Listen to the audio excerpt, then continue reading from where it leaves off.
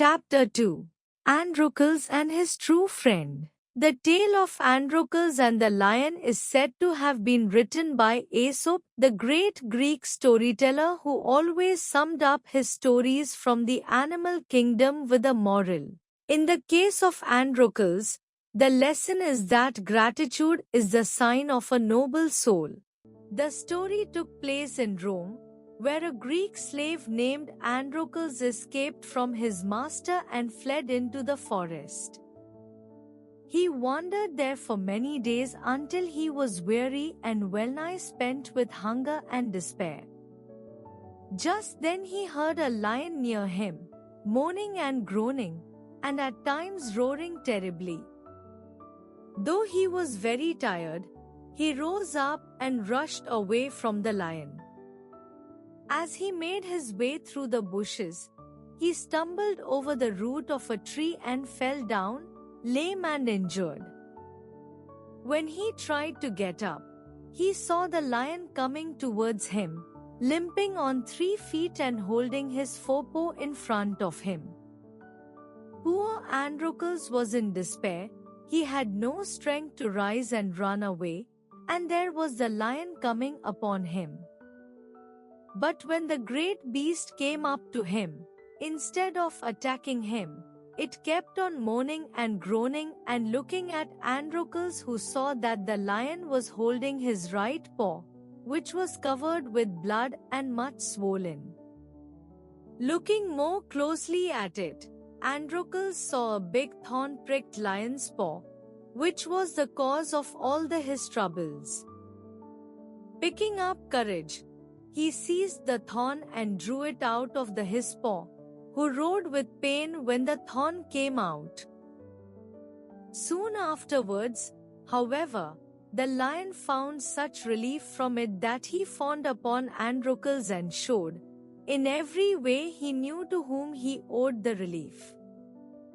Instead of eating him up, he brought him a young deer that he had slain, and Androcles managed to make a meal from it.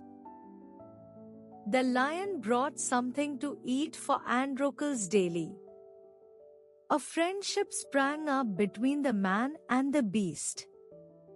But one day, some soldiers came marching through the forest and found Androcles. He could not explain what he was doing. They took him a prisoner and brought him back to the town from where he had fled.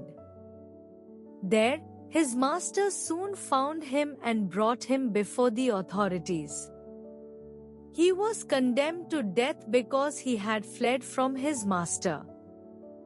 In those times, the custom was to throw murderers and other criminals to the lions in a huge circus, so that while the criminals were punished, the public could enjoy the spectacle of a combat between them and the wild beasts. Androcles was condemned to be thrown to the lion, and on the appointed day, he was led forth into the arena and left there alone with only a spear to protect him from the lion. The emperor was in the royal box that day. A hungry lion was soon brought into the arena.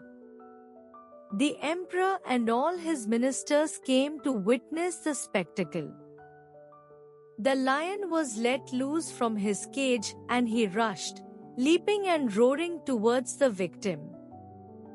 But as soon as he came close to Androcles, instead of jumping upon him, it fawned upon him and licked his hand like a friendly dog. The lion stroked Androcles with his paw and made no attempt to do him any harm. It was, of course, the lion Androcles had met in the forest. The emperor was very surprised that the hungry lion did not attack Androcles. He summoned Androcles to ask him how it happened that a cruel lion had lost all its disposition of cruelty. Androcles told him the whole story. The emperor pardoned the slave, Androcles, and ordered his master to set him free. the lion was let loose in his native forest, free to enjoy liberty once more.